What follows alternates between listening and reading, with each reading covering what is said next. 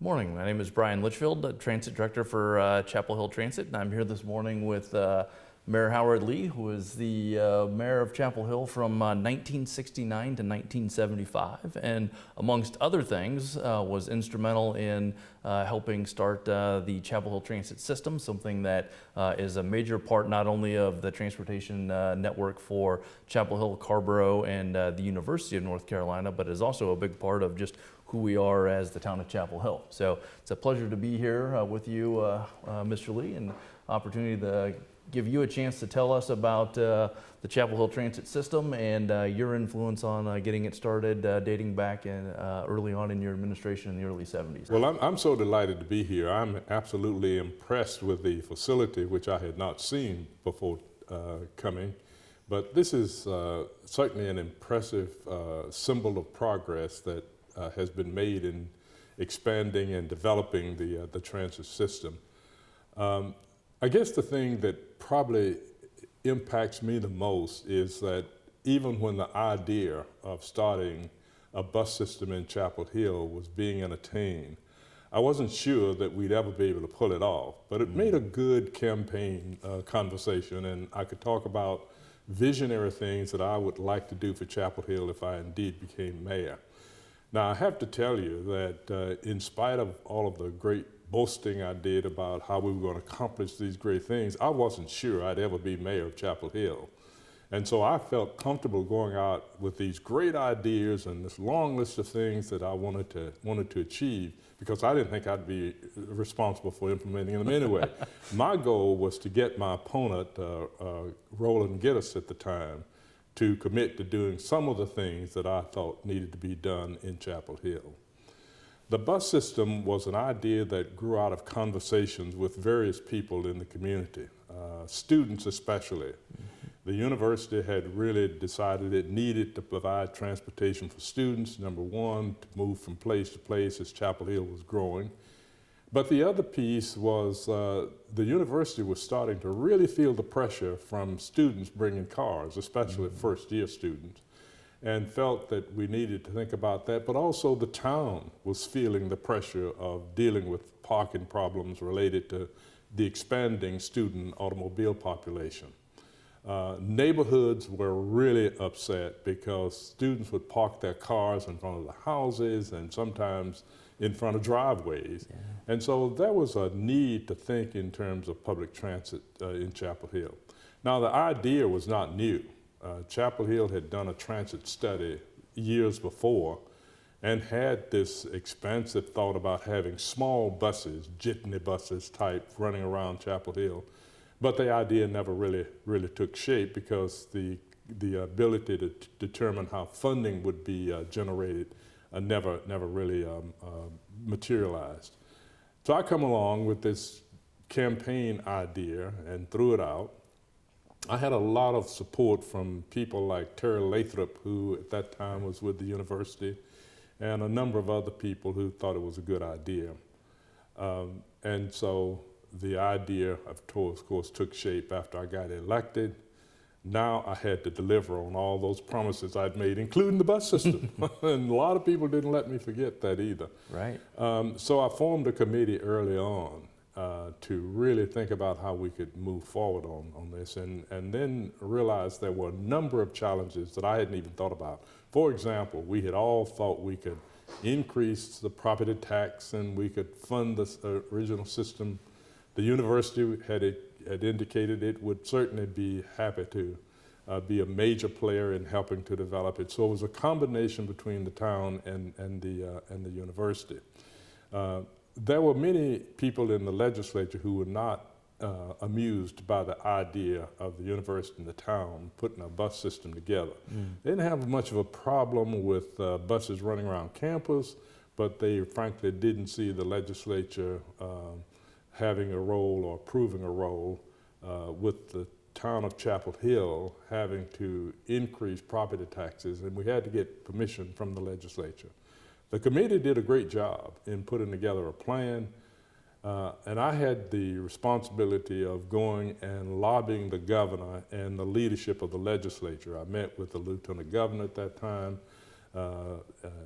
Pat Taylor and some other folk to try and see if we could convince them to at least let our local delegation, who had bought into the idea, introduce a local bill that would only affect Chapel Hill, being permitted to use a portion or percentage of property tax to fund the system.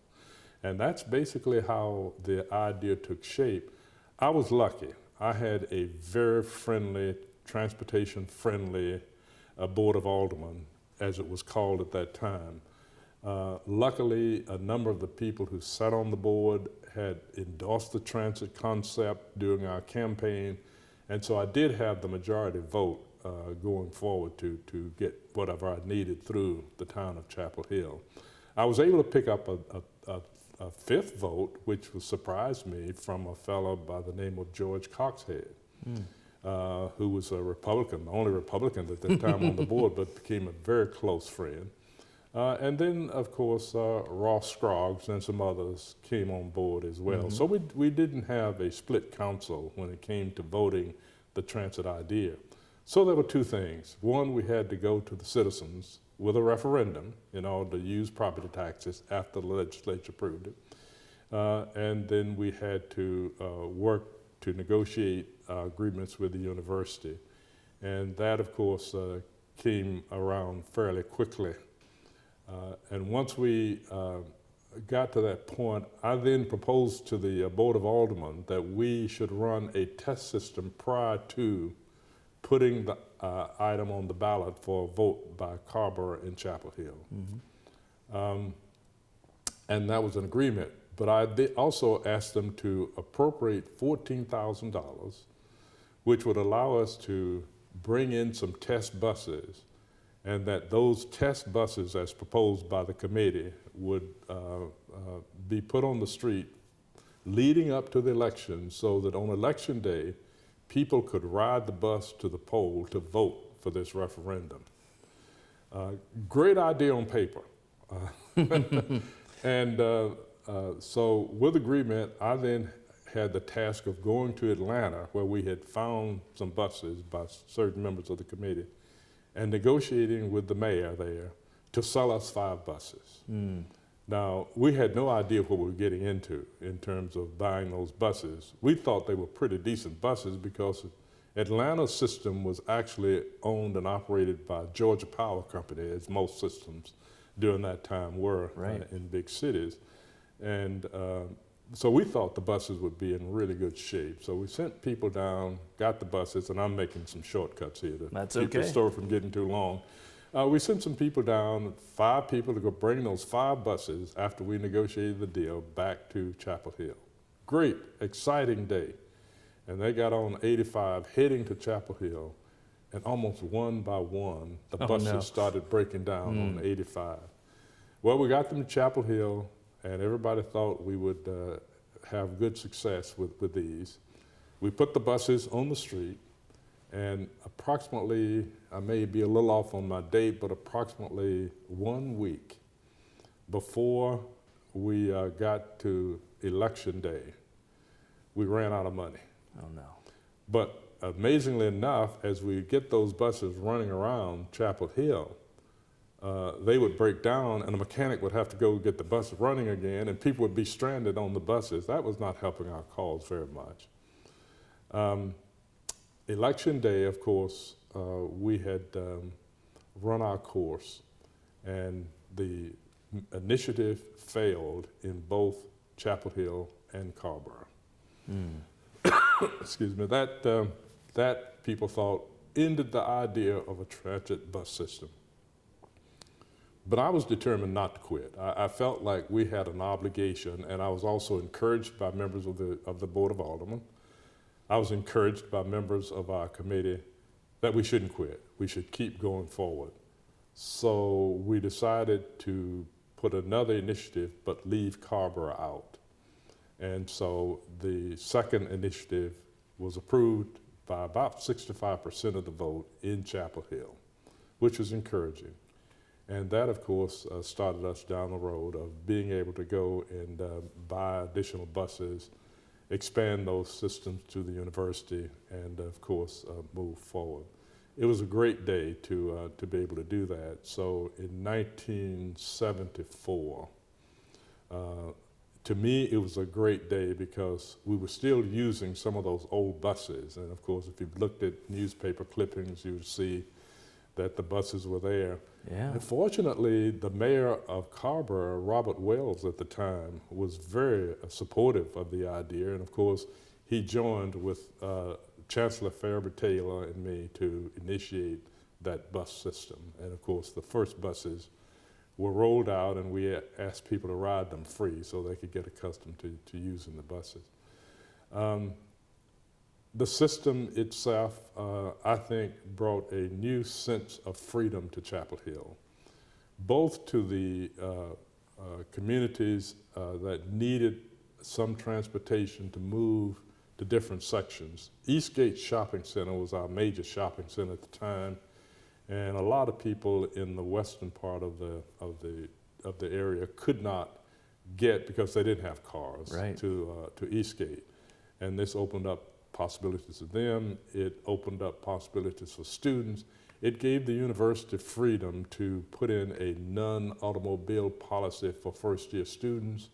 It gave some relief from the town because then we could enforce the no parking provisions that was disrupting neighborhoods and so forth.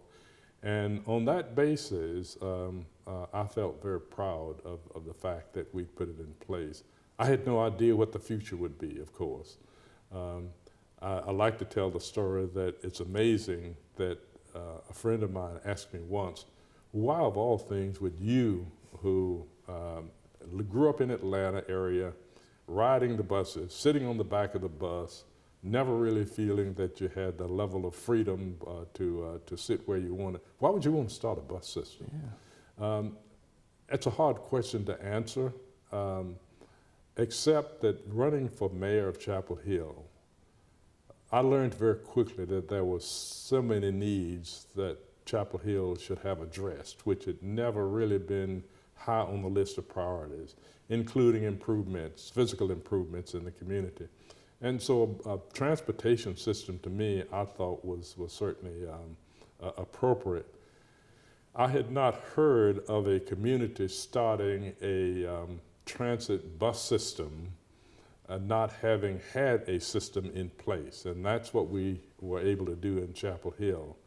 A lot of our friends, especially the mayors of Durham and Raleigh, thought we were out of our minds that because the cities just didn't run bus systems. Right, at the time, yeah. At the time, it was power companies, and like in Raleigh, it was PC&L, and in Durham, it was Duke. And right. Of course, we were taking the first giant step, and same thing in Charlotte. And but amazingly enough, the system grew in spite of some of the bad jokes that were made about the system. I did not have the support of my predecessor. Sandy McClamrock was very critical of what we were doing. And Sandy and I were very good friends, and he was not being just pure mean, it's just that he really felt that this was a drain on resources in Chapel Hill, and the value, return on investment, was not there. Amazingly enough, Sandy McClamrock had to have cataract operation and couldn't drive.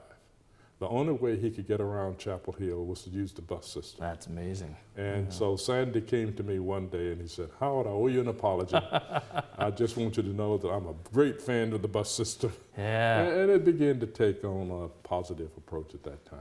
Well, that's kind of my thoughts about it, but to see the transit system today and what you all have been able to do to both expand it and create what I think is a very impressive system. I hear compliments from people who come in and out. I have no idea how the university and the town would manage the crowds coming in here for football and basketball, just to start with those two, if the buses were not there. And people constantly compliment on how that system has been a wonderful savior for them getting to and from the games without great hassle. And the fact that they don't have to stand out and engage in long lines to get to and from the arena. So there are just so many people around the state who have become great fans of the Chapel Hill transit system.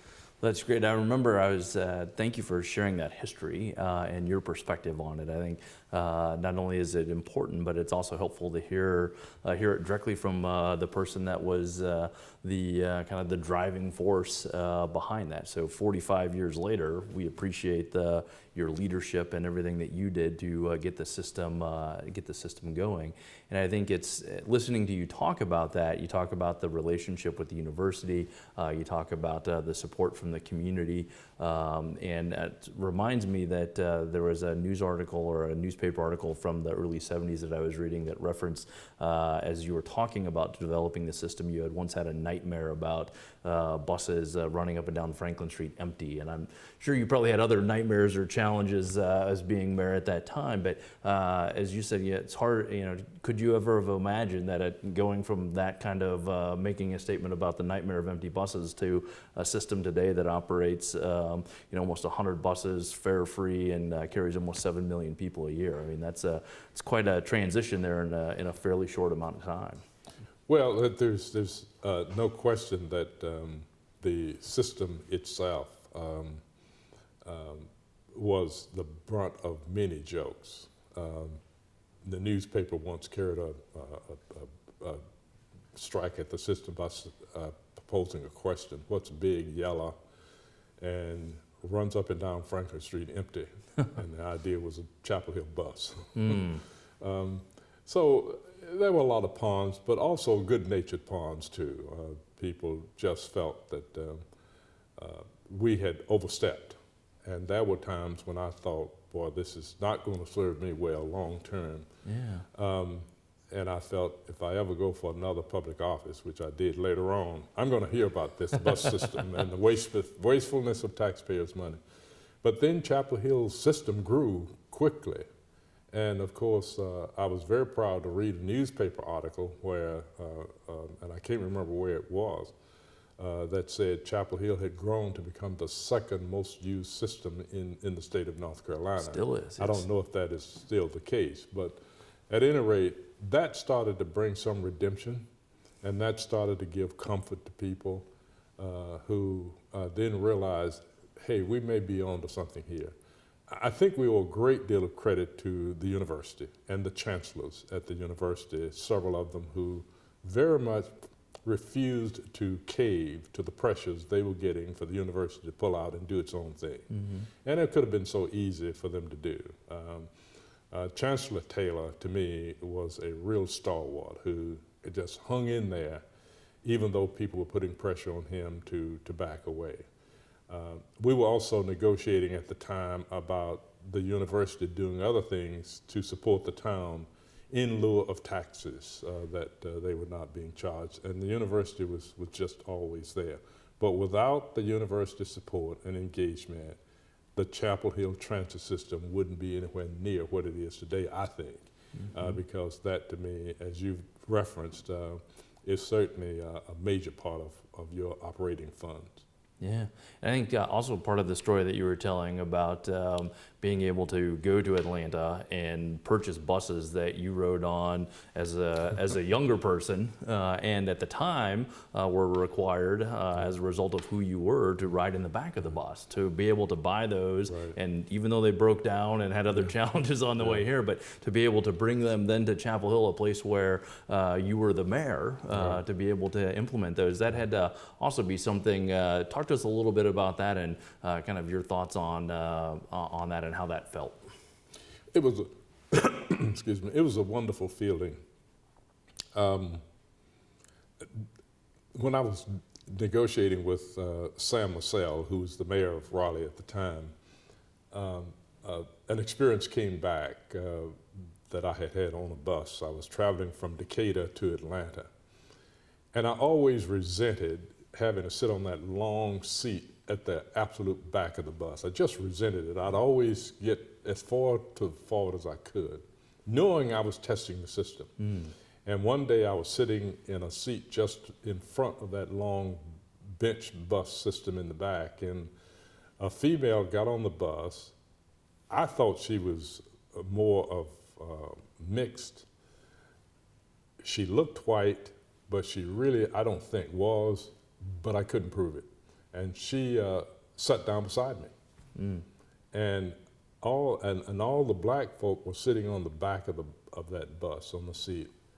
And I sat there, I wouldn't move. And they went off on me. They just simply said, "You dumb idiot, you're sitting there and you see that's a white woman sitting next to you and you're a black man, get up and get on the back of the bus with the rest of us." And they went on and on and on. And finally they embarrassed me, so I got up and got on the back of the bus. I shared that with Sam. I said, it's amazing that I'm here to talk to you about acquiring buses that could have gotten me in a world of trouble. But it was such a wonderful feeling that it was not like I was feeling any great sense of revenge. All of a sudden I'm buying the bus through the city that was embarrassing to me. That never crossed my mind. Revenge is something that has never been a part of me. I've always tried to keep myself focused on the future. And the future in this case was what is good for Chapel Hill. That to me was the driving force when I was running for mayor, to open up things in a way that every person would feel some sense of both freedom and access, and have access to whatever they needed at the time. And so negotiating with Sam was just a fantastic experience, and then being able to have all this translate into what it is today is gratifying. Yeah. Well, and I hear you talk about the the access and the freedom and the mobility. I think many times when I talk to folks today and they ask about the fare-free system, and I talk about how can we sustain that, or why is that such an important part of Chapel Hill Transit and in the system? And a lot of times we again, folks want to talk about ridership and all those things that are really important to folks that are helping pay the bills, taxpayers in the community. Right? Those things are all important. But one of the things that I try to remind folks of is we've been able to build on that history and create the fare-free system that allows for folks to ride regardless of whether you have $50 in your pocket or lint.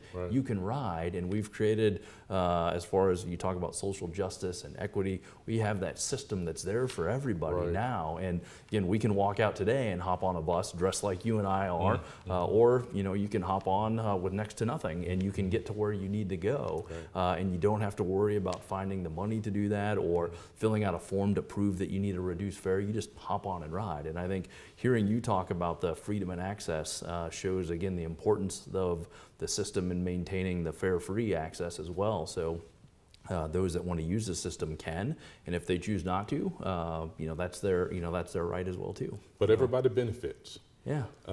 Even though I'm riding around in my car, I'm benefiting because every time I see a group of people or a person standing at the bus shelter, it says to me that's one less car that is going to be on the road. It is one less mile that will impact a road that will require resurfacing of the road. So in spite of some folk complaining that, well, we shouldn't be making this available without cost, my response to them is that it's cheaper to do this than it is for you to have to cough up and standing traffic, burning gas, and doing all the other things that impede your ability to get where you need to go in a timely fashion. So whether you're on the bus or in a car, we all benefit from that. I mean, we've talked about, think what a mess it would be if people had to find parking spaces to go to football games. Yeah.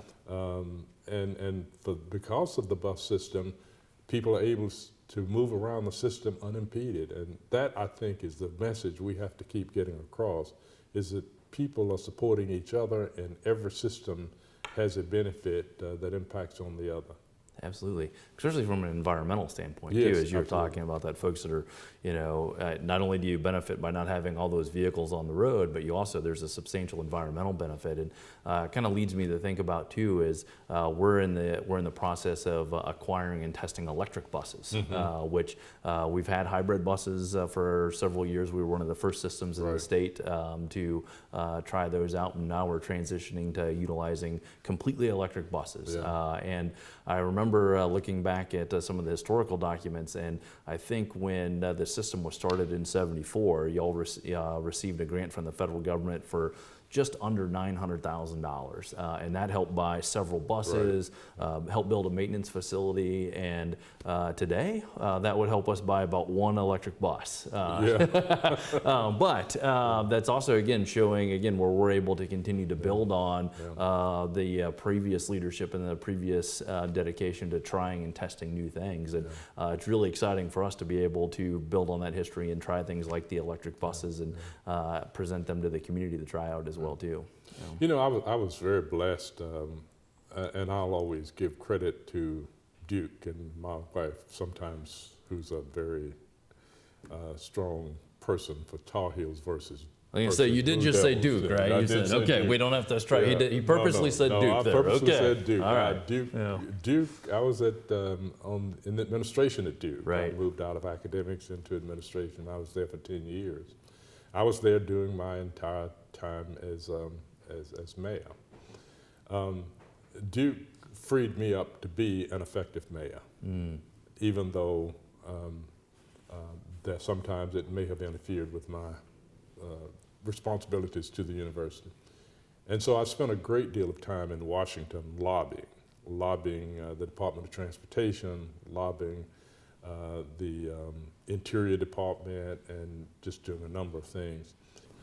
And because we didn't have a lot of the baggage, and this is coming to me from John Pappas and others who've been more engaged, because we didn't have a lot of baggage of having been tied to a power company, we were free to lay out a kind of a model that other communities could follow. And I think that has had an impact on Durham and on Raleigh, and I don't know how much of an impact it's had on Charlotte, but I do know there are other communities around the country, mayors, especially a lot of the black mayors who were coming in and trying to find ways to distinguish themselves in their community would take a look at Chapel Hill. And several of these communities like Tuskegee and a couple of communities in Alabama have modeled some of their systems after the Chapel Hill system. And I think probably more today than before, there is a model here to be replicated by many of the leaders of communities. Yeah, I think at the time, as you mentioned, many of the power companies and others were working on shedding off the transit systems and doing other things for several different reasons, but they were starting to find ways, and local governments were then trying to find ways to, like, how do you take on this thing that they had never operated or never been a part of, and we're trying to figure that out. And I think that was the benefit to Chapel Hill of not having that was helpful. The downside to it as well is there was no infrastructure, there was no local experience or expertise, those sort of things related to transit. So you mentioned John Pappas, who was the first transit director for Chapel Hill Transit. He was instrumental in getting the system up and running and going, and after serving for several years here, he went on to have a long career in the transit industry. Talk a little bit about his influence on the system and what he meant to be able to get the system up and going. Well, John Pappas, without a doubt, was the key to our success. We were so lucky to get him. I forgot how he got here. I know that he was highly recommended, and the chairman of the Transit Committee, Dr. Terry Lathrop, who was on the Department of Planning at UNC, I think later went on to Charlotte. And some of the members of that committee actually found him and persuaded him to come. I talked with John on a couple of occasions, and he said, you know, it was the most difficult decision I had to make because I really wasn't sure this was going to be a success. But he poured his heart into it. He had the full support of the Board of Aldermen. He had the full support of the various managers who were coming through at that time. And we gave him the freedom to do what needed to be done. And without that, and without his imagination and creativity, I doubt very seriously if we could have overcome the hurdles that were poured in our place. So I'm sorry to know that John is no longer with us, because I was hoping that when we had the celebration, he would be able to come and we could have kind of a reunion or revisit with each other.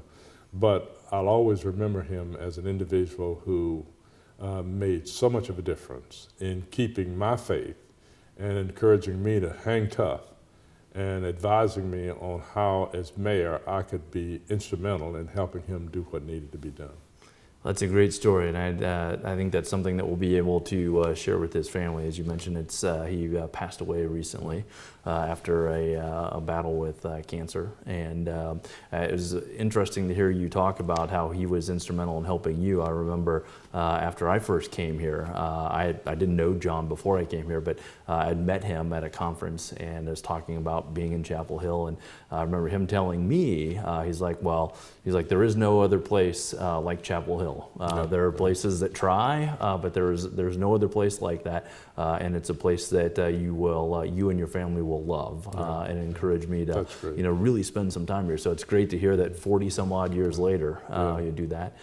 And when I would run into him from time to time after that, he was always wearing one of those Chapel Hill Transit hats as well too. So it's great to hear that. There's no question that was his coming out. I mean, Chapel Hill was his coming out. Yeah. He went on to become, as you indicated, very successful in other communities and so forth. But I must say that in addition to having great chancellors, visionary chancellors at the university, which people sometimes don't recognize as being important, but Chapel Hill and the university were so tied together, and we learned over a period of time, starting with my first engagement with the chancellor at the university, Lyle Citizen. We had an open communication, and certainly the ability to be honest with each other, but also to recognize we were tied together. But I can't go without recognizing that there is no group of people more crucial to this transit system than the various successors who followed me as mayor. In spite of his gruff persona on occasion, Jimmy Wallace certainly hung tough because he was such a strong environmentalist, and he recognized that public transit was an important key in being able to enhance that experience. And then, of course, the successive mayors. I think of the late Jonathan Howells. I certainly recognize that Joe Nassif, who's an architect in Chapel Hill, Rosemary Waldorf. All of these people, and I can't go, and currently I would be remiss if I didn't recognize our current mayor. Pam is certainly, in my opinion, a great visionary and is doing a wonderful job in leading the community and trying to ensure that the citizens are kept engaged, but more importantly, that folk understand they should learn from our history and remember our history, but not be enslaved to our history. There's no single individual who should ever be highlighted as being the most important person in the success we experience.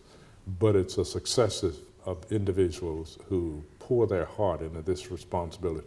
So the mayors, to me, are the keys to having made our system what it is, and it will be the mayors in the future with people like yourself who have come in and been the leaders and the administrators and the visionaries who take the ideas of mayors and politicians and translate those ideas into reality.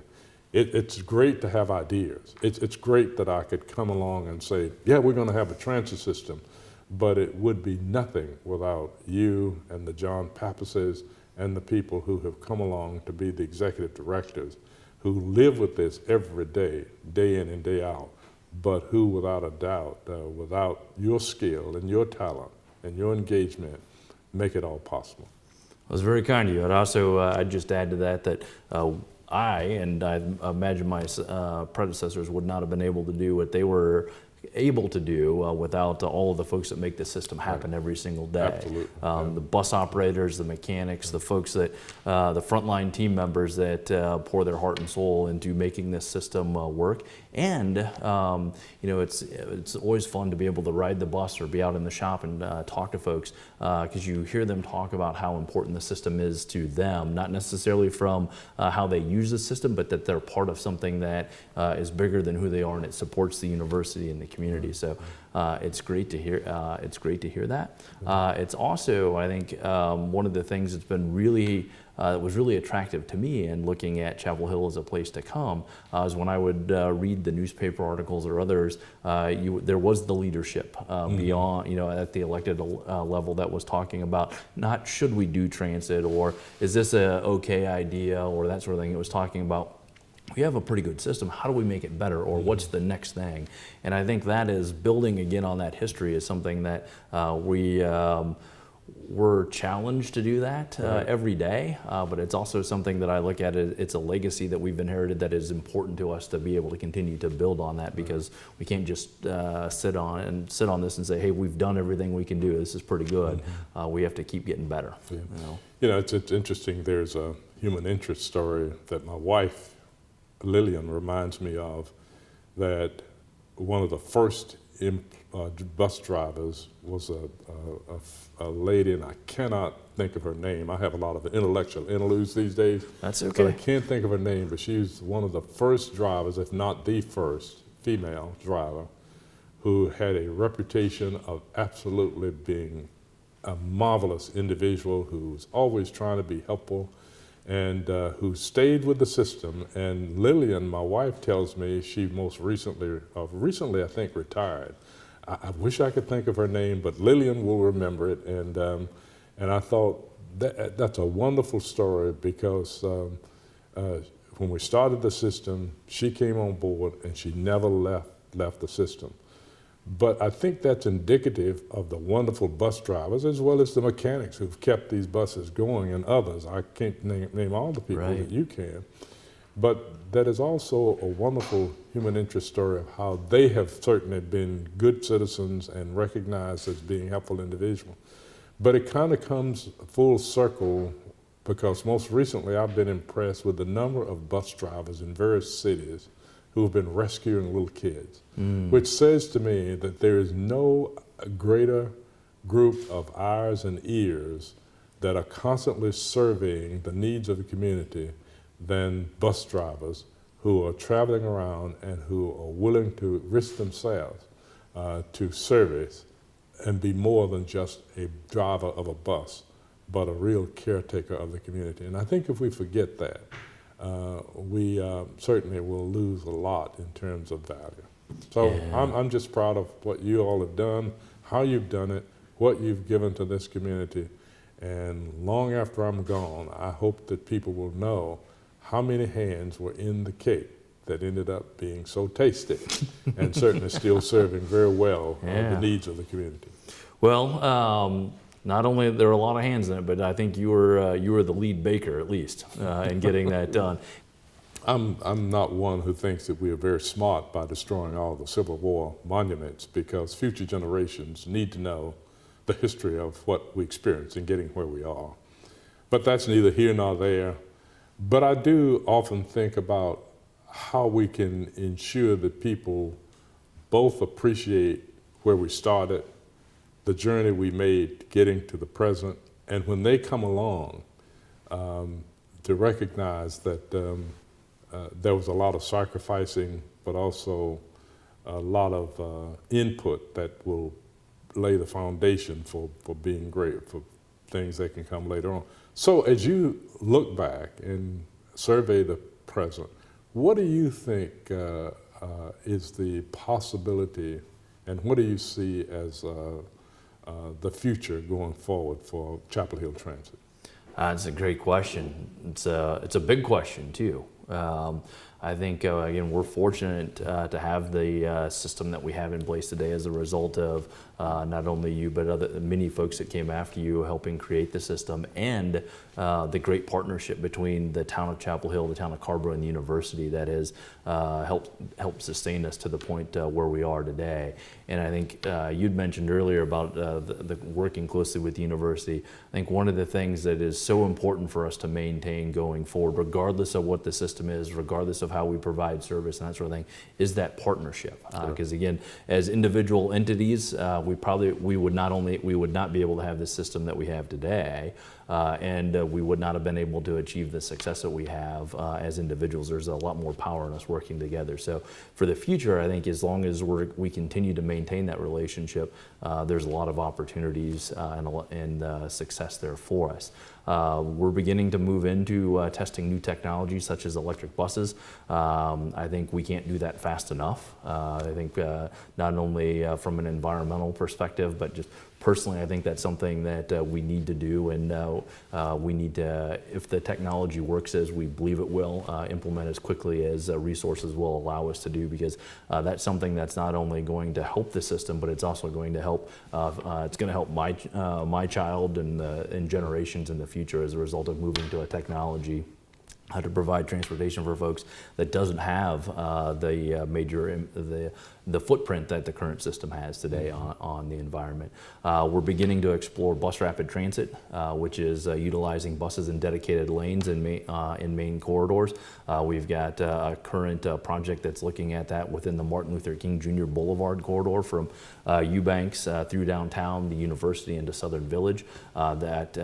That would be the first major project of that type, not only for Chapel Hill, but also in the region, if we can keep that going. I think that's the next step for us, is to be able to implement systems and services like that allow buses to be able to operate quickly, more efficiently, more effectively, and open up more possibilities for current residents and citizens, and for visitors to our community. Because our system is, again, while we've got challenges in areas of the community that we don't currently serve today, for the most part, our system is kind of maxed out at what we can do with standard buses running around town. So moving into that. I think the other thing that we really need to think about, not only as a community, but as a region, is how we begin to solve more of our transportation problems from a regional perspective. Right. That's been, regardless of folks' opinion on the former light rail project, that was something, again, that was a regional project that was working to address transportation challenges that went beyond borders and were more in line with how people generally move about our communities. They don't necessarily think about, well, I'm in Chapel Hill, so I'm going to take a Chapel Hill bus, or I'm in Durham, I'm going to take a Durham bus, or however. They know they need to get from point A to point B, and we need to be able to find ways for folks to do that, not only locally but also regionally. And I think that's an area that, while we've had some great leadership in that over the years, we've not been able to solve that challenge just yet. And I think that's critically important to us, again, as a community, because we are a large, as you know well, we're a large employment base, and we rely on a lot of folks coming to us to work, and we also have quite a few folks nowadays that leave here to go to work in other places, and we've got to be able to help folks move about and do those things. And I think those are some of the things that we really need to think about. And I don't have the solution for you today, but I know that working together regionally, building on our successes not only here but also throughout the region, I'm confident that we'll be able to solve that. Well, I'm certainly impressed with the fact that we are developing in this Research Triangle area as more of a metropolitan type community. As I travel 751 South and other arteries, especially here in Chapel Hill, coming out Martin Luther King Boulevard and down Eubanks Road, we are developing the centers that can service transit systems more efficiently with all of the apartments that are there, because you need clusters of people who can use the system and go from one cluster to the other. Many people don't recognize that I took my commitment to transportation with me to the legislature and introduced the bill that actually funded the first Research Triangle transit system. I got in a fight with a very strong senator by the name of Kenneth Royal, because the goal was to tax rental cars and then support transit, and Kenneth Royal killed the bill. But he and I had a good relationship, so I went to Kenneth and said, what would you do to allow us to move forward? And he and I came up with this idea of putting a $5 tax on tags for Orange, Durham, and Raleigh. Mm-hmm. And so he agreed to support that bill. As appropriations chair, I needed him to do that.